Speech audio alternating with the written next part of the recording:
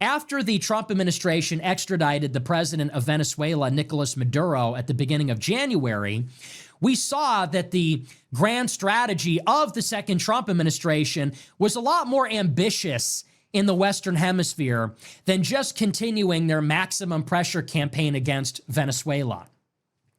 In the first term, Trump administration tried to overthrow Maduro and failed.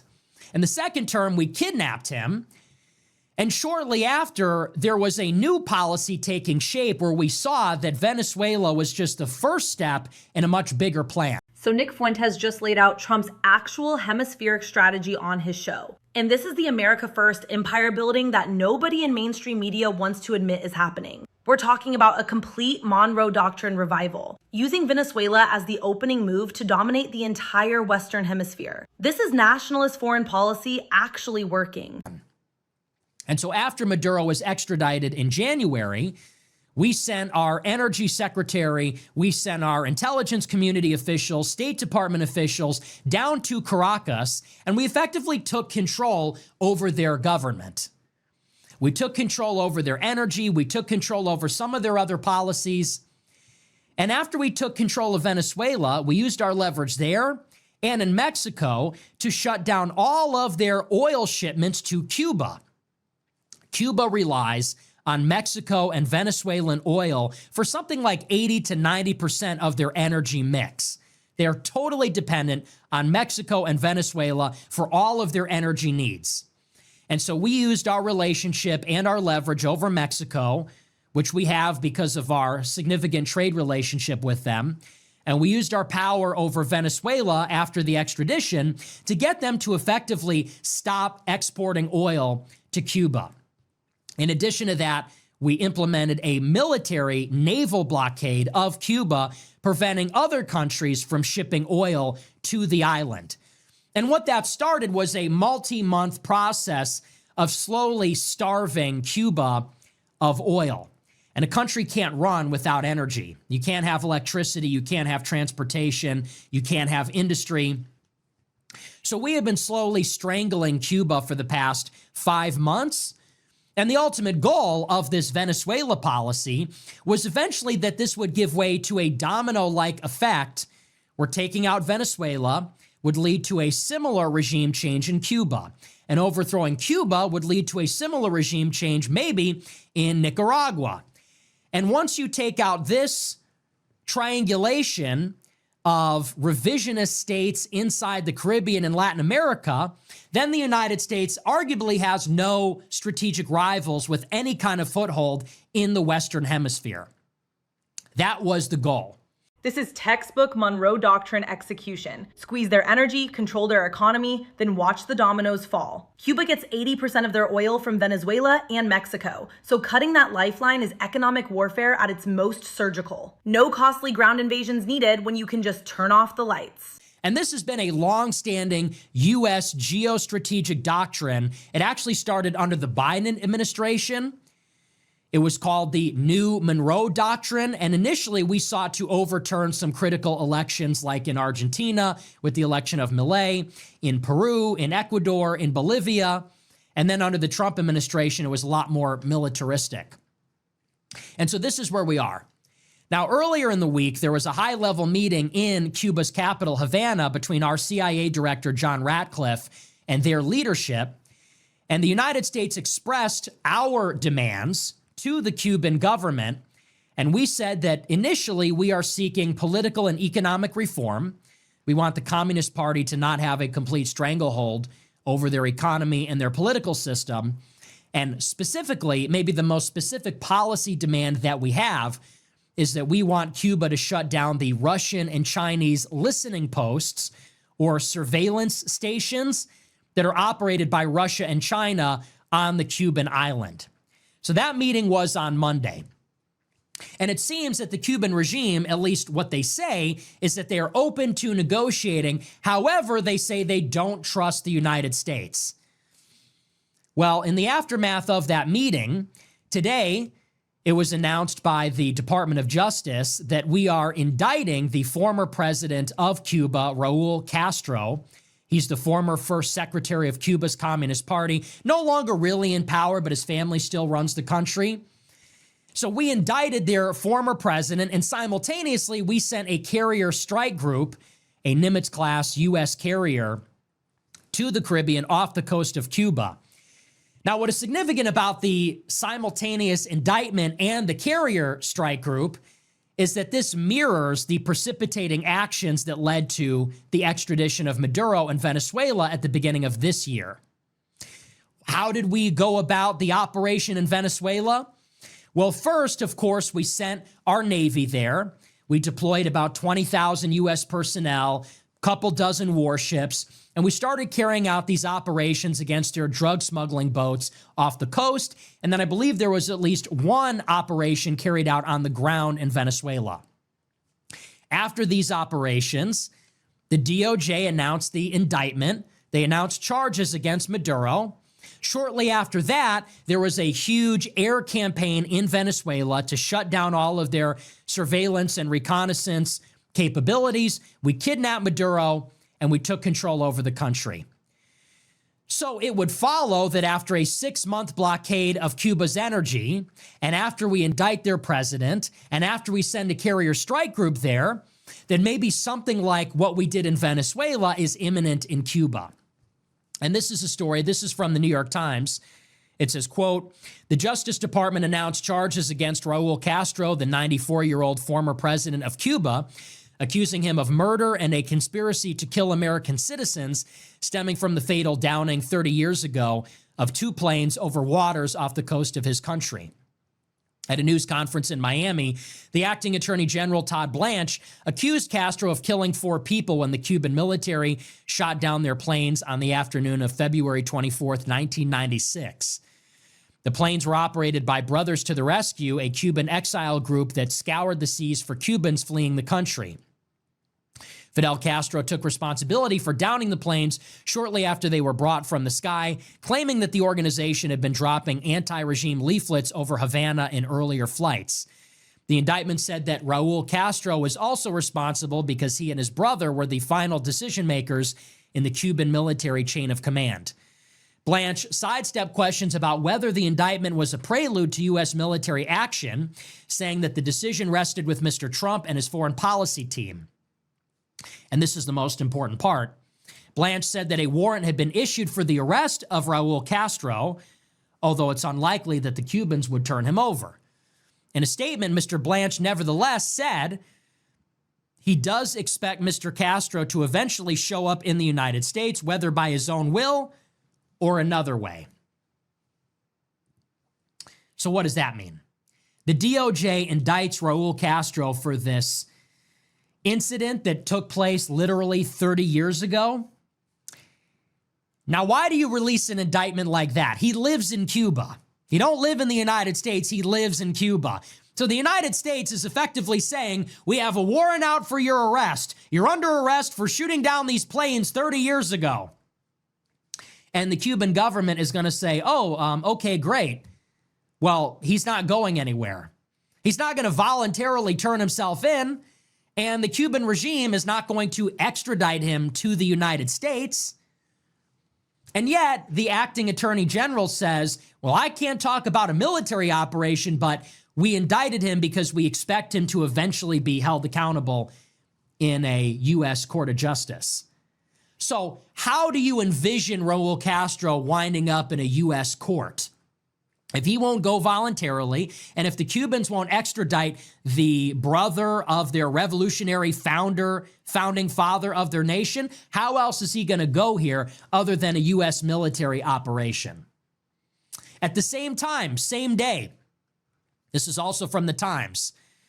It says the aircraft carrier Nimitz and its escort warships entered the southern Caribbean Sea today and will remain in the region for at least a few days as part of the Trump administration's campaign to pressure the Cuban government. Right now, the administration intends to use the Nimitz and its wing of fighter jets as a show of force, not as a platform for major military operations. And maybe it is, and maybe it isn't. But clearly, there's 2 things going on here. One of 2 things is happening. Either the administration is doing this as a show of force and it's a bluff, which Trump is very fond of. He's trying to create the impression that we are about to go in. If we see this, then the administration knows this is the signal they're putting out, and the Cubans see it just as clearly as we do. They know what happened in Venezuela. It was about 100 Cuban intelligence officers, which protect Maduro, that were killed in that operation. So they know exactly how that went down. They know how the United States built up to an intervention, and they see the exact same thing happening here. The indictment, the carrier strike group, the negotiations with the CIA, all of that was happening in Venezuela, even up to and including a deal. Rick Grenell, a special envoy in the administration, was pursuing a diplomatic track with the Maduro regime, and they communicated the White House demands saying, we need you to realign away from Russia and China. We want your oil. And the Maduro regime actually agreed to all of those concessions. The only sticking point in their deal is that the Secretary of State Rubio insisted it's not good enough that Venezuela align with Washington. It's not good enough that they give us their oil. It's not good enough that they let U.S. companies return and either collect the money that is owed to them or they're going to invest in Venezuela's infrastructure. Rubio said, we want Maduro out of power as well. And that's where Caracas drew the line. And they said, we will be loyal to you. We'll give you the oil and all the rest of it, but Maduro stays. Obviously, because Maduro is the head decision maker. So what good is the deal to him as a man if he doesn't get to cash in on it, if he doesn't get to remain not only in power, but a free man? Similarly, in Cuba, you have John Ratcliffe, CIA director in Havana, and what's he saying? He's saying, yeah, the Communist Party needs to loosen its grip on the economy and the political system. We want Russian and Chinese listening posts out of your country. And if you can do these things, then we're open to discussing a different kind of bilateral relationship. Well, just the same, it seems that the Cubans are reluctant really to engage in good faith negotiations. According to the New York Times, they said, we are serious about engaging with Washington about these reforms. However, we don't trust them. And almost certainly, the Cubans are not going to hand over Raul Castro. And that sounds identical to the situation in Venezuela. Yes, the genius here is indicting Raul Castro for crimes from the 1990s. It's pure psychological warfare. Same playbook as Venezuela. Diplomatic pressure, plus military posturing, plus economic strangulation. The Nimitz carrier group isn't there for show. It's communicating that America means business in our own hemisphere. we'll talk, but we're a little bit reluctant. And no, we're not going to give over our head decision maker. So what options is Washington really left with here? Well, it seems like just the same thing we did in Venezuela, which is the plan is we're going to go in, we're going to pick up Raul Castro, we're going to pick up the sitting president, and then once we have decapitated the very top of the regime, then we can dictate the terms for the Cuban regime to survive. Simultaneously, and this is a little bit worrisome, there was a report a couple of days ago that said the Cuban regime is stockpiling hundreds of drones, that Cuba has 400 FPV drones, and that in the event of a U.S. operation in Cuba, they would use those drones against the United States. Now, people have pointed out this sounds a lot like Operation Northwoods, which is a declassified CIA plan, which said that the intelligence community would stage a false flag terrorist attack on U.S. soil on the Gulf of Mexico, blame it on the Cuban regime, and that would be the justification for another attempt at regime change in Cuba after the failed Bay of Pigs in, what was that, 61 or 62? So this was a declassified plan from the, I believe, late 60s, early 70s. They said, we're going to do a series of bombings. They will be carried out by U.S. intelligence. We're going to blame them on the Cubans, and then that will rally the public for a war. So now this is where it gets interesting. So after we did what we did to Venezuela, we indicted Cuba's president. The CIA director is down there negotiating. We have a carrier strike group. And I would say that the U.S. military is not really in a position at this point to engage Cuba, because obviously we're involved in some other stuff in Iran. We have 2 carrier strike groups in the Middle East. Another one has just left. I believe that's the Gerald Ford, had left the theater as of last week. But we are potentially preparing for another round of strikes against Iran with Israel. We are engaged in intense negotiations with the Gulf states about the timeline for this and what it will include. I'm sure there's a lot of operational planning, given that Iran is apparently capable now of defending their airspace. We're talking about putting boots on the ground in the islands. So unlike the beginning of the year when we had 2 carrier strike groups in the Caribbean and very little was happening in the Middle East, now the situation is reversed.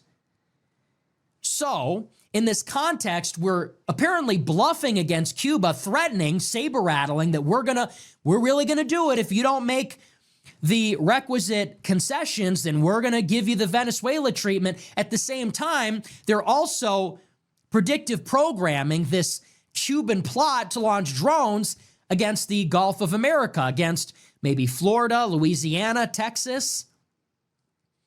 And I will say this. Yes, there's a very good chance that that might be or could be a false flag. I will also say this is just inevitably where things are going in the world. Ever since, let's say, the second or third year of the war in Ukraine, drones have dominated warfare. The war in Ukraine is now a drone war. They have had to change tactics. They have had to change procurement, military strategy, everything because of the introduction of these cheap first-person view drones. They're putting them tethered to fiber optic cables. They've invented these new jamming technologies. They're sending out vehicles with very sophisticated jammers and so on. That is the story in Ukraine. That is also increasingly the story in the Persian Gulf. No longer is it even so much a war of ballistic and cruise missiles. Now it's a war of drones. It's these Shahed drones that Iran is deploying, and the United States has copied their drone model and is using it against them, using them on these littoral ships that we had no use for as a platform to now launch Iranian copycat drones against themselves. So is it outside the realm of possibility that Cuba has studied what has been happening in Ukraine? They studied what has been happening in Iran. They studied what happened in Venezuela. And what now is the defensive deterrent against the superpower?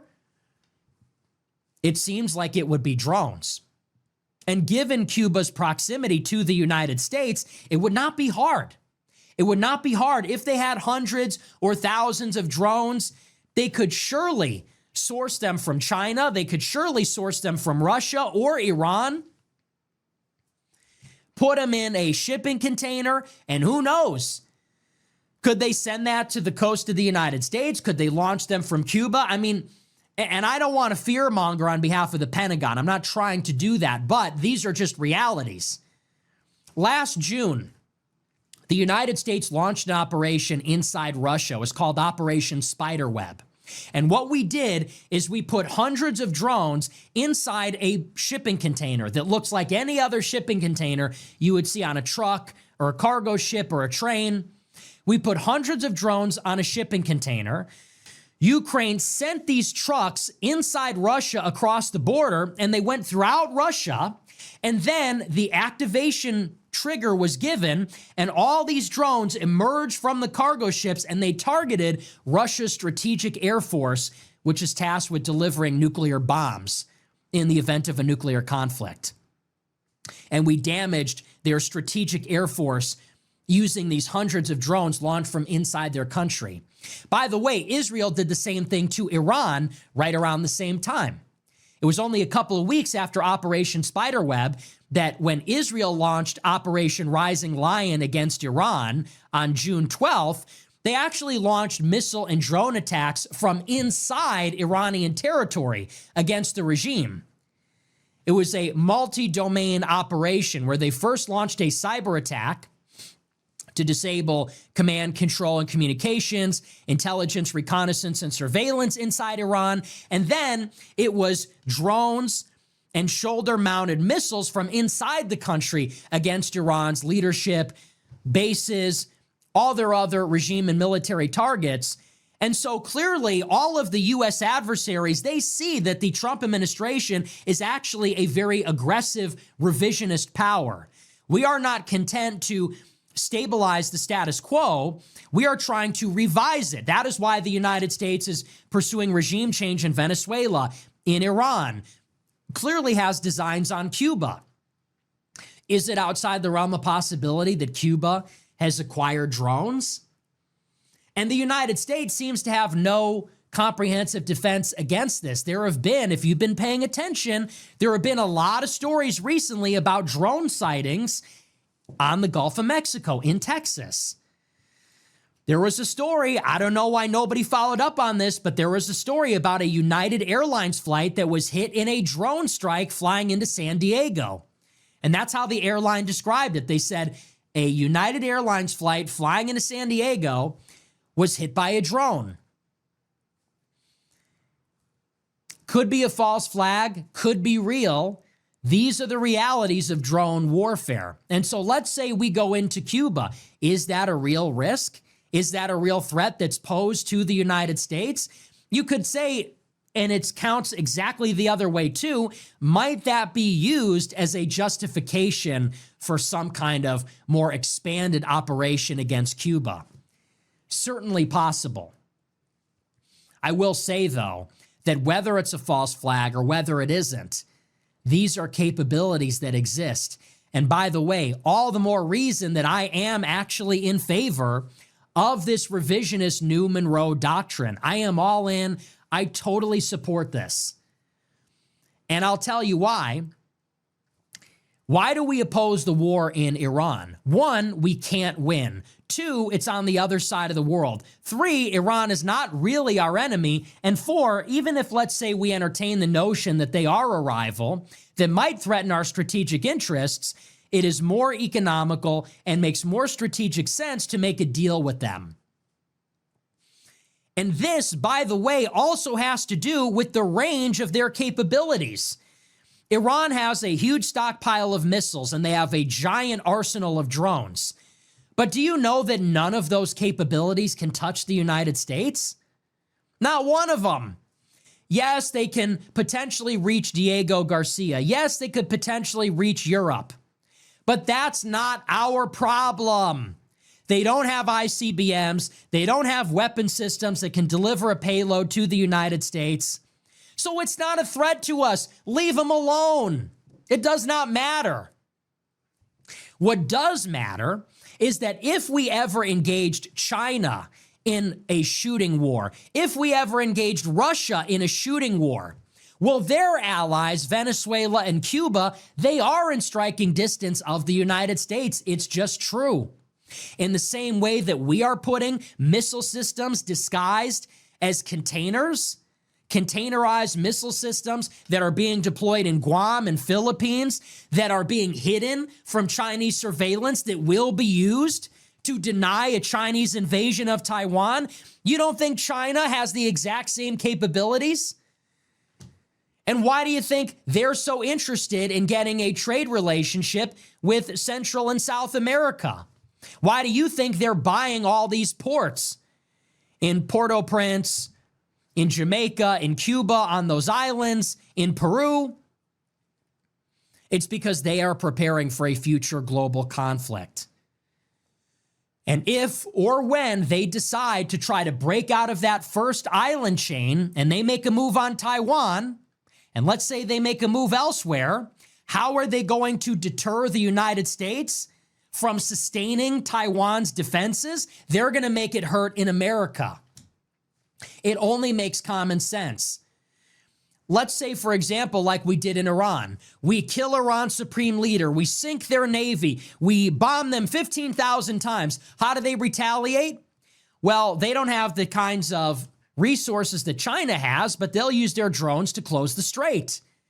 And they'll use their drones against our bases, and they'll use their drones and missiles against Israel and the Gulf countries. And they'll make it very economically painful for us so that we stop doing what we're doing. Because that's the nature of warfare. It's not just about operations, it's also about logistics, supply chains, and wartime economy. Now, let's say China invades Taiwan.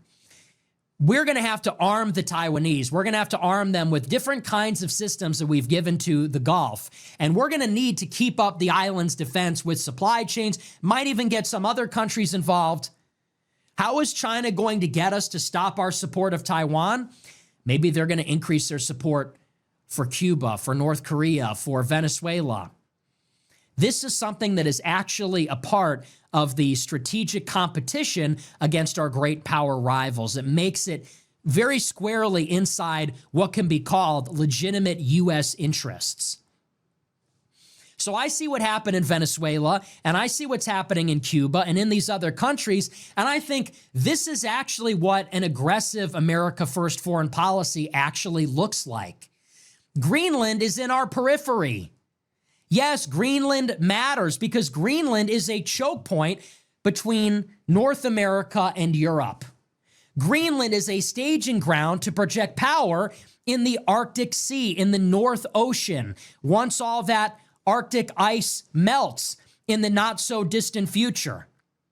Same goes for Canada, projecting power in Canada. Look at all the raw materials that are there. The uranium, the critical minerals, the oil and energy resources. And by the way, the same goes in the South too, in Panama, in the Caribbean. Those are vital shipping lanes too. Some of our busiest ports are in Texas, Louisiana, Miami. Mexico is our most important trading partner, one of our biggest, I think it's the biggest U.S. trading partner. And so the idea that it is somehow expansionist or colonialist or interventionist or even Zionist for that matter to intervene in the affairs of these peripheral states, it's totally ridiculous. All of this falls inside the U.S. interest. And I would take it a step further and say, why not dream bigger in North America? Like I said, for anybody that would say we should not go into Venezuela, we should not go into Cuba because of some principled objection to the use of force, I'll bring up the example I said at the beginning of the show.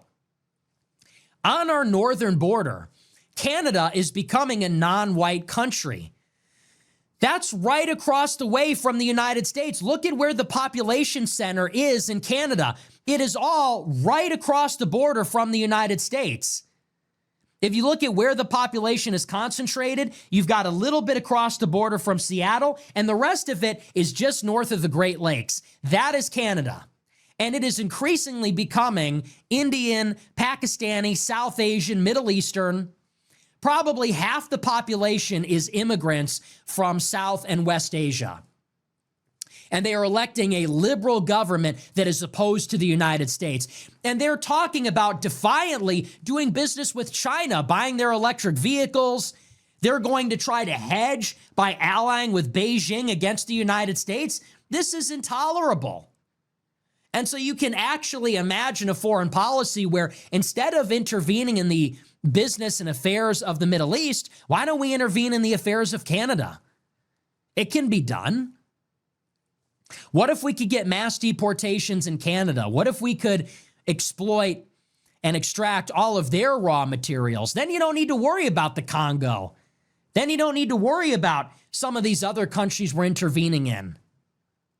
And the same goes for Mexico and Argentina and Brazil and Bolivia. This side of the world is rich in population, natural resources. There's a lot of upside potential for manufacturing and friendshoring, bringing supply chains closer to home in countries that we control. So I actually think this meets an expanded definition of America First, where we truly build an empire. Everybody else is doing it. Russia is building a sphere of influence. China is building a sphere of influence. We should have a sphere of influence that is closer to us And it's more economical to use force here, and it actually confers tangible benefits for our population. This is what America First foreign policy actually looks like. Building empire in our own backyard instead of dying for Israel in the Middle East. Canada's demographic replacement threatens our northern border, while the Caribbean sits there full of untapped potential. Why fight in Syria when we could control our own hemisphere? We actually see the results. We get the oil. We're going to need abundant energy to support our electricity needs. Okay, let's just get it all from Canada. Let's get it all from Venezuela. Let's get it all from Mexico. We need lithium for the batteries. Let's get it from Argentina, Chile, and Bolivia. We need uranium. Let's get it from Greenland. Why not? What's so bad about that? So I actually this is actually a good foreign policy. And if you notice, the only thing that's holding us back is that we're so busy fighting everybody else's wars. We're so busy fighting Israel's war. And think about what Israel's war is really for. Why is Israel at war with Iran? Because Iran is funding Hezbollah in Lebanon. Because Iran is funding the Houthis in Yemen. Because Iran is funding the Popular Mobilization Forces in Iraq. And because Iran controls the Persian Gulf, or can effectively take control over it. So once Iran is defeated, what is Israel going to do? They're going to annex southern Lebanon. They're going to annex southern Syria. They're going to annex the West Bank and Gaza. They might take the Sinai Peninsula. They have territorial ambitions. They want more land, and they want the resources and the strategic benefits of that territory. And they're going to use it to grow their population, grow their economy, project power. What do you think their plans are in Gaza? They want to rebuild Gaza as a smart city. They're going to look at what happened in the Persian Gulf, and they're going to say, gee, it's such a shame that Dubai and Abu Dhabi and Doha and Riyadh, all these cities were supposed to be international hubs for exotic banking and for billionaires and the ultra wealthy and tourism and entertainment. It's such a shame that the image of these cities as a safe harbor for all this capital and investment, it's such a shame that was shattered when they came under attack by drones and missiles from Iran and they couldn't defend themselves. Why do you think they're going to pitch Gaza as a charter city? Because they're going to want Gaza to compete with Dubai. They're going to want Gaza to compete with Abu Dhabi, with all those other cities. And they're saying it. They want an international consortium. They want it to be some kind of autonomous zone, maybe a tax haven, where they're going to build up this city on the blockchain, this city based on autonomous systems, and so on. In other words, they have this expansionist, ambitious, futuristic plan, not just about Israel, but about the periphery. They want a greater Israel. And I think about it analogously. Israel, maybe 3 years ago, was confined to this idea that they're going to have to tolerate a two-state solution. And they're going to have these Palestinians living in the West Bank and Gaza, and they're just going to have to squeeze between them, and they're going to have to share governance with them, and they're going to have to let Lebanon keep their territory, and Syria is going to rebuild, and they're going to kind of be stuffed into a corner and have to deal with the cards they were dealt. And what Netanyahu did, and I'm not saying I support this, but think about the analog. What Netanyahu did is say, what if we just completely turned over the tables? Let's push these people out of Gaza. Let's just take the West Bank. Let's use all of it as a big excuse to just bomb the shit out of everybody. And we want southern Lebanon, and we want the southern suburbs of Damascus. And we're going to take the Iranian regime out, and we're going to have a rebirth of a real empire. Now, again, I'm not saying that to glorify that. I'm not saying I support that. But that's the kind of mindset of, instead of tolerating, let's say in America, this decline where we say we're going to have to deal with Venezuela and Cuba, and we're going to kind of get boxed in, and we're going to have to like partition America and all this. What if there was a more ambitious program where we said, no, Canada's ours, Venezuela is ours, Cuba is ours. We're going to turn Cuba into a smart island What if we turn Cuba and Mexico into another America, and they had first-rate infrastructure, and it was an incredible vacation destination, and we could extract all these resources, the oil, the lithium, the uranium? What if the Caribbean was like our version of the Persian Gulf? Beautiful weather, great beaches, tourism, investment. You have all the rich people in the world. They want to go where it's warm. And people can be digital nomads now. So what if we made Cuba and Haiti and Venezuela? What if we made these destinations where rich people can go, where there can actually be economic productivity? And the Gulf of Mexico could be like a first world periphery of American empire. That's actually an exciting vision that we can get behind.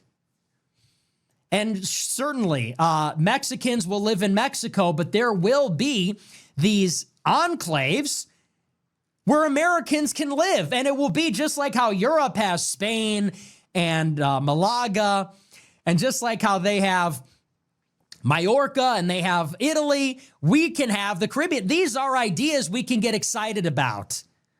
And instead of having to go into the Congo to get all their resources, we could go to Canada. We could go to Greenland. We could go to the Lithium Triangle in South America. And that's not going to solve all our problems, but it will fuel American prosperity. So I support this agenda 100% because I can see the vision. An American Caribbean empire means resource independence, beautiful territories for our people, and economic zones that actually benefit Americans. Compare that to sending billions to Ukraine or protecting Israeli interests in the Middle East. This vision puts America first, literally building wealth and territory for our nation.